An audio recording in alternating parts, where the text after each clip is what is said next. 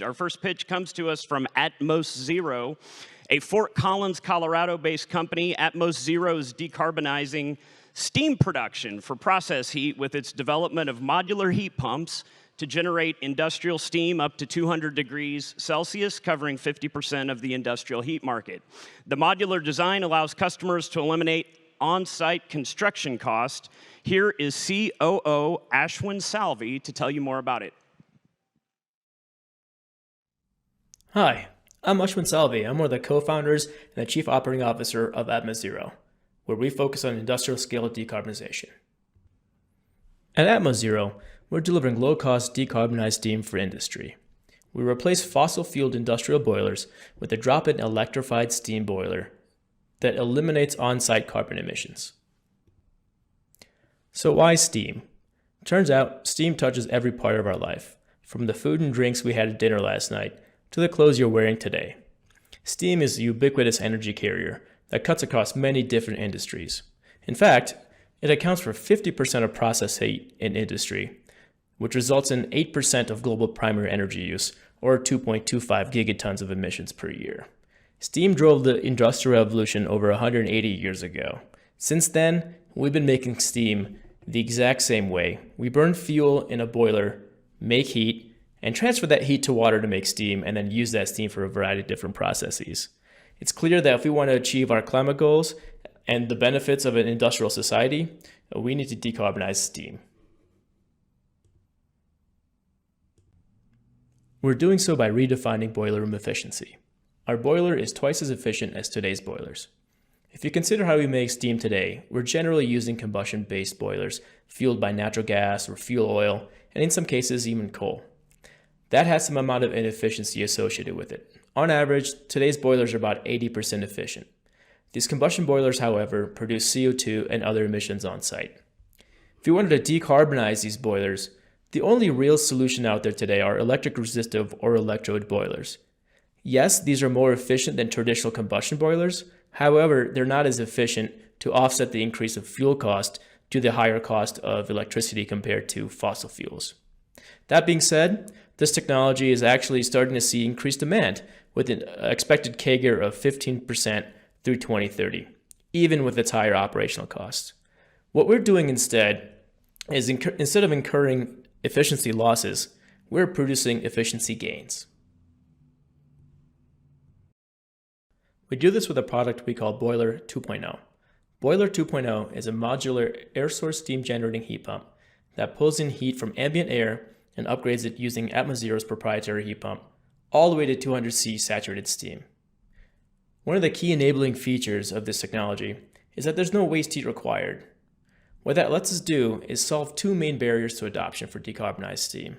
That is, using our technology, we're operationally efficient, but also capital light. We don't require any sort of bespoke engineering per facility. What that lets us do is create a product, not a project. By creating a standardized product, we can now mass manufacture our technology and reduce the cost of our system compared to competitive technologies. In addition, because now we are a standardized product, this device looks the same whether you're in the US or in the EU. So if you're a manufacturer with multiple manufacturing locations globally, you can now standardize your decarbonization solution and have the product install, integrate, and run the same way in all of your facilities. This also standardizes the training to operate, service, and maintain the boiler. Our first customer taking our product to market is New Belgium Brewing. In the first quarter of 2025, we'll be replacing 1/3 of their steam demand with one of our units, making process steam in revenue service. After a successful demonstration, we'll do a full deployment of not just replacing steam in their headquarters in Colorado, but also their 3 other locations. That's the beauty of being a standardized product. We can deploy and integrate with the facility in exactly the same way at all the different locations. We're a company focused on climate action, and for impactful climate action, we need to scale for global impact. To help with this, we have prototyped and tested our first system, a 650 kilowatt thermal system, the same one that'll be deployed with our first customer site within the next few months. We have established key supply chain partnerships to help with technology development and manufacturing. We've also established world-class research with our partnership with Colorado State University. Since we're solving a global issue, we've also established a subsidiary in the Netherlands to continue to commercialize our technology in the EU.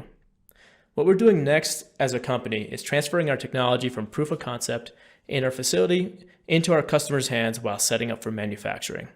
We're looking for customers and partners that want to decarbonize industrial steam and execute on climate action.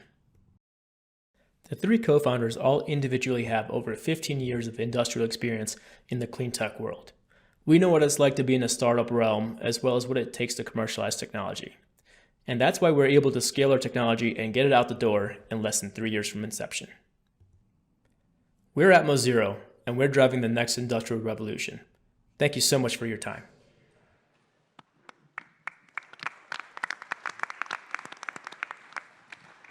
And now the panel welcomes Ashwin Salvi. Good to have you here. Hey, thanks. Welcome. I'm going to lead off. If you think about, what could be argued a crowded space, what do customers tell you that's different, or how do you see your product solution differentiated?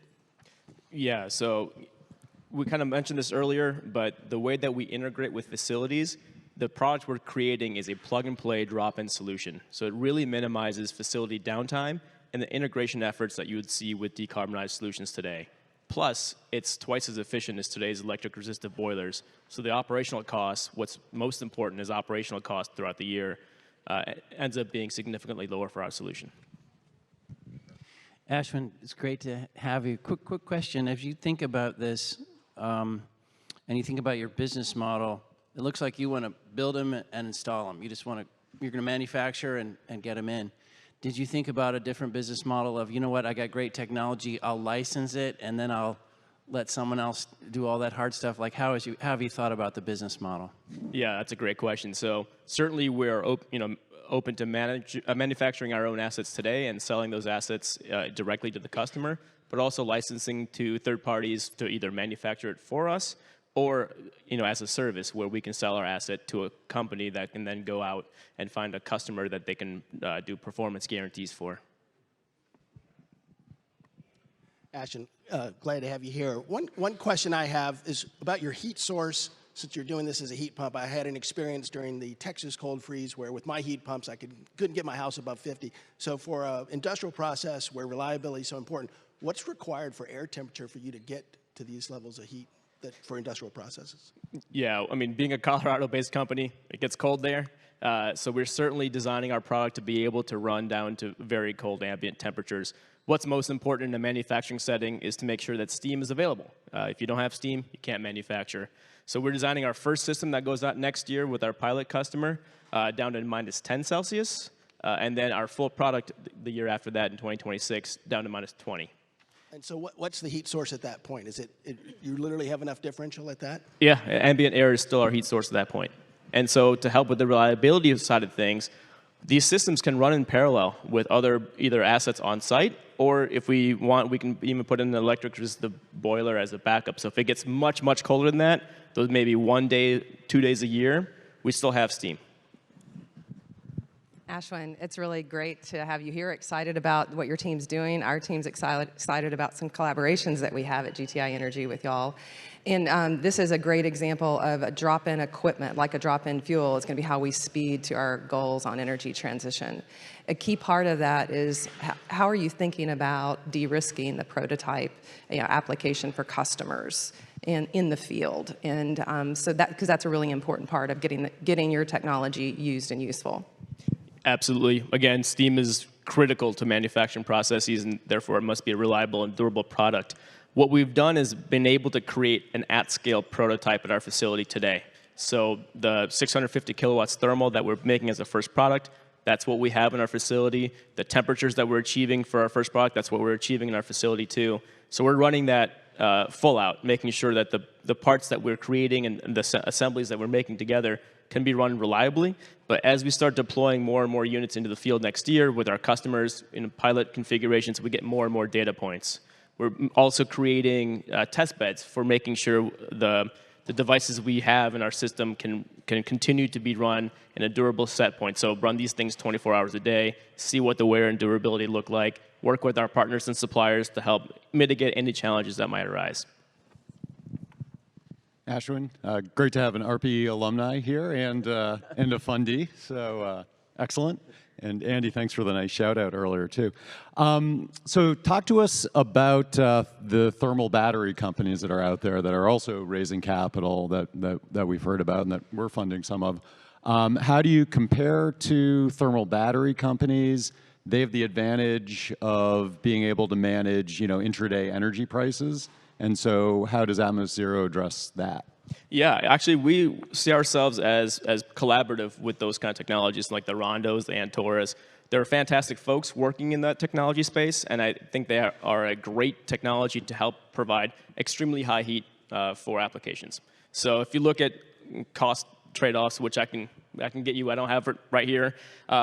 Temperatures below 250 Celsius, that's where the efficiency of a heat pump really pays off. That's where our levelized cost of steam is significantly lower than that of energy storage, even with extremely low pricing from the grid and from storage materials. What's really nice is that we can still partner, so we can use that to store heat and maybe use that heat to source our heat pump from throughout the day, but not necessary for the economics to work. Thanks. Ashwin, congratulations with the traction that you have there with the brewery in Colorado. Can you just help us think through, of all the other industrial applications where this technology might go next? What kind of feedback have you gotten from the marketplace, and what are you kind of selecting for where you've sort of found best fit?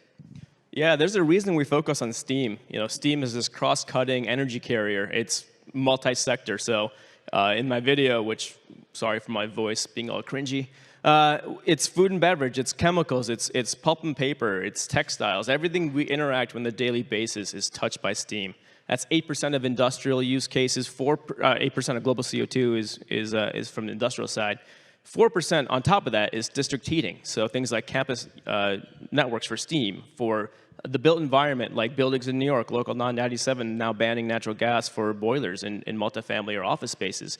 These are all steam-driven systems, and so there's a huge opportunity here, right? So we talked about food and beverage, our brewery being our first customer that we're going to market with next year with New Belgium Brewing. But there's actually 2 more customers that aren't public that are in the chemical space. And this is both in the US and in the EU. So there's a lot of great opportunity where we can just have a plug-and-play solution, especially for those folks that have multiple locations globally. Trying to do a bespoke engineered project for one facility and then do exactly the same thing somewhere else, and then somewhere else, ends up being extremely expensive and extremely long in terms of deployment time frame. What we have with a standardized product, drop in, plug and play, off to the races you go. Thank you. When we think about companies, and I think about Halliburton Labs, if you had to accomplish one thing next year, what would be the one thing that you say, wow, you guys could help us with this? Yeah, so we just raised our Series A, and what we're doing with the Series A is really translating from our proof of concept to putting product in customer hands. That's where it's the most important, right? That's what we designed our company to do in less than 3 years. Go from a concept, putting product in the real world, making a real world impact. At the same time, what we're doing is planning on manufacturing a facility. So to be able to meet the demand that we're seeing from our customers in 2025, 2026 timeframe, we're also developing simultaneously, as we're putting product in customer hands, plans for growing manufacturing to the tens to the hundreds of units per year to get these units out the door and making real world impact. That's where I think we can partner well on. We've got to leave it there for now. Please give Ashwin a round of applause.